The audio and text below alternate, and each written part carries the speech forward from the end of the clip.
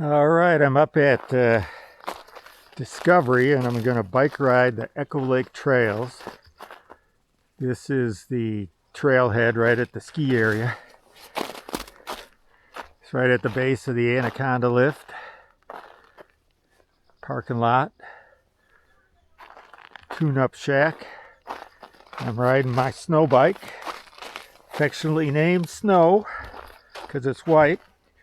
And I've got a studded front snow tire, and the back tire is a 45th North Van Helga, which is a really great tire. I used to have one of those on the front, but last year the front end slipped out on some ice and I went down really fast and hard.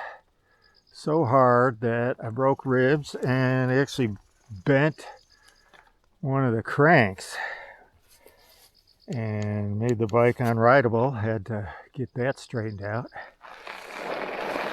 But off we go. I'm going to do a little review of this fork. This is a replacement fork. The fork that this bike came with was just some cheap Chinese inverted fat tire fork.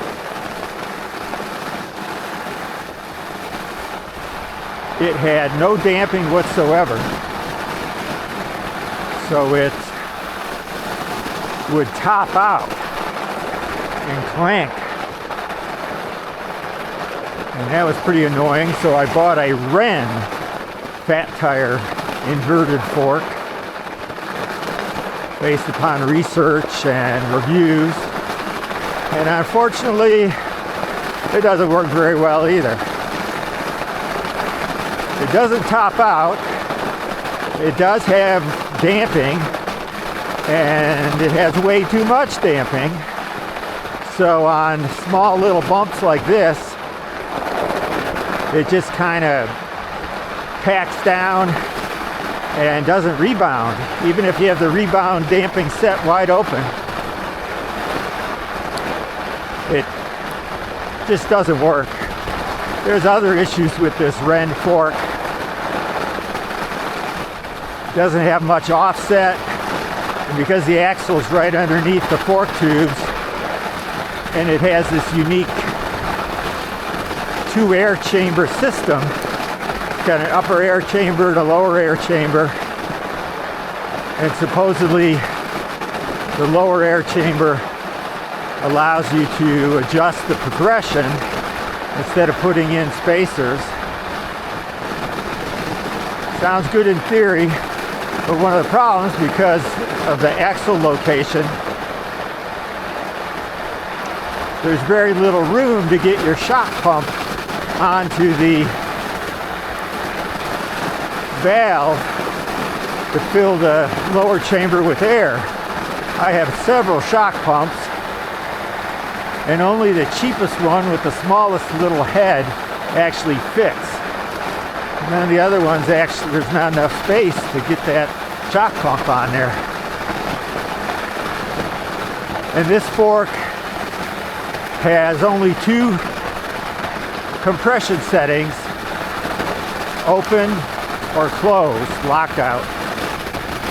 I asked Wren why that was, and they just said that that was cheaper to do. And then you can see these little bumps, and all the shock that gets transferred into my handlebars.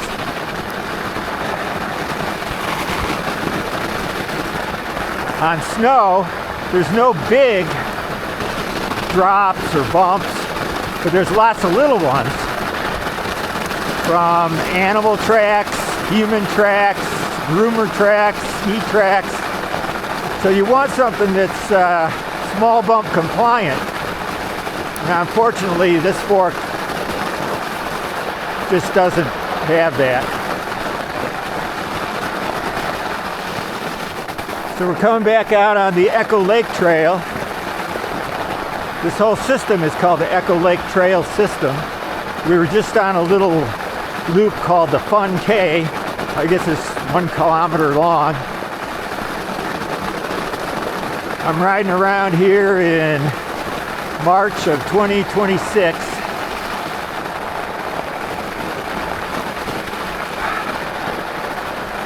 And we've had a week of really warm weather. So it's spring conditions. It was cold last night, froze up hard. I'm going to take another little extra loop here. This one's called Flossie's Flurry Trail. There's lots of trails back here. Not all of them are groomed. You can see that a lot of snow gets kicked up by my front tire. It'd be nice to have a fender.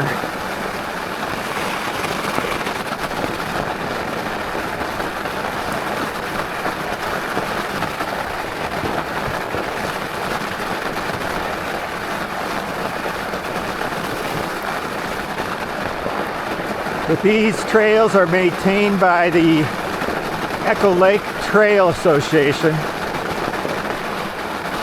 Echo Lake's a little lake between the Discovery area, or Discovery Ski Area, and Georgetown Lake. Beautiful little lake, great place for paddle boarding and hiking around in the summer. And in the fall, there's actually a triathlon, bike, run, and paddleboard. That I think is a fundraiser for the Echo Lake Trail Association.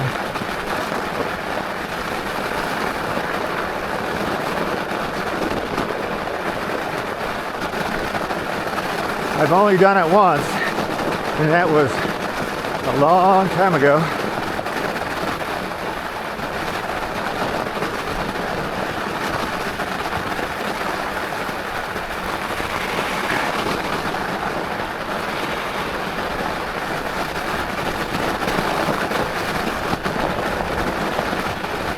So back to forks and fat tire bikes.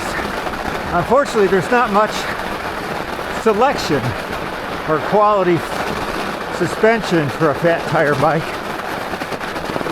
I don't think the market is big enough for the main players, Fox or RockShox, to put much into creating a fat tire bike fork. So in this situation, this Wren fork just doesn't cut it. Doesn't really add anything because of the slow rebound, over damped. And maybe that could be fixed with some lighter weight fork oil. Maybe it's the cold weather that stiffens it up, I don't know. But I do have the rebound set all the way open. And I've messed with the air pressure, both the top and bottom chambers, to try and get it dialed in. It might be better off just with a rigid fork, be a lot lighter.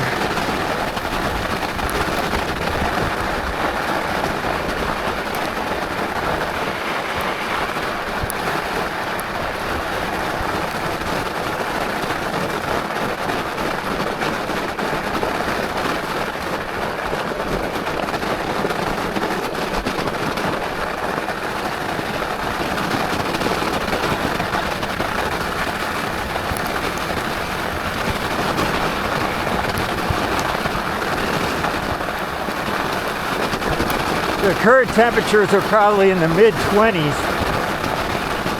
The sun's coming out, kind of partly cloudy.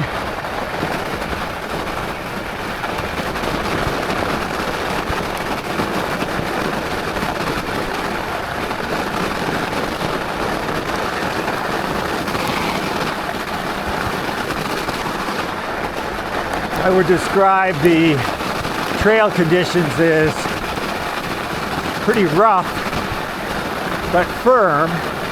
I'm not sinking in or what they call trenching. The cross-country skiers, they don't like that. Now the trail etiquette, you're supposed to, back on the Echo Lake Trail after the Flossie's trail, we're going to pop out where this, on another trailhead here.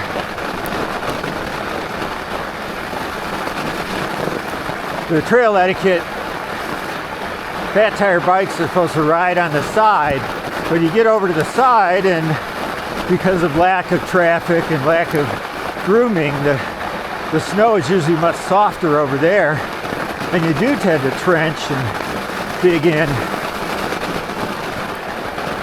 So I try and get off to the side as far as possible, but still be where the snow is firm and supports the weight of the bike. Now these tires are, the front tire is a 4-inch diameter tire. It's a CST toboggan with studs. There's a little meadow, probably used to be a lake. It's all filled in, sediment. That is not Echo Lake. Echo Lake's farther up there. CST is a big Chinese Shenzhen tire, I think, something like that. Chinese tire manufacturer. They're actually the same manufacturer that makes Maxxis tires.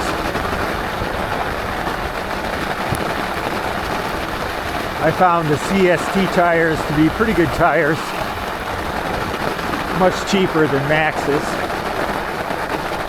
And the rear tire is a 4.2 width tire. I may have wrongly said diameter first describing it, but yeah, it's a diameter, and that's about as big a tire will fit on this bike.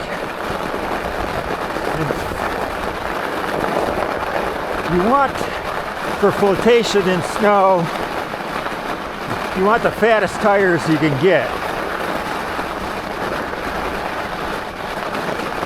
So I'm not sure, if they're going to make a fat tire bike, they might as well make it so that it accommodates 5-inch tires.